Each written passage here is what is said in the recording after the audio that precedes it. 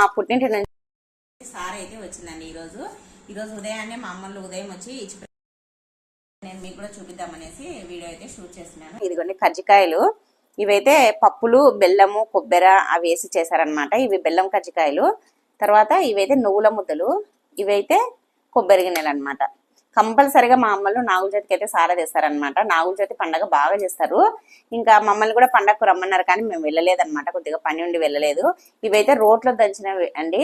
ఇవైతే రోట్లో దంచి చేశారనమాట. చాలా స్మూత్ గా చాలా టేస్టీగా ఉంటాయండి. ఇవి తింటుంటే తినాలనిపిస్తుంది అనమాట. మామూలుగా మనం మిషన్ లో పట్టించేదానికంటే ఇలా దంచి తింటే కనుక చాలా బాగుంటాయి. నాకు చిన్నప్పటి నుంచి నువ్వుల ముద్దలు అంటే చాలా ఇష్టం అండి. ఇంకా ఉంటుంది మా అమ్మ. ఇవి దంచి మళ్ళీ వేపినాక మళ్ళీ దంచి పంపిస్తుంది అనమాట.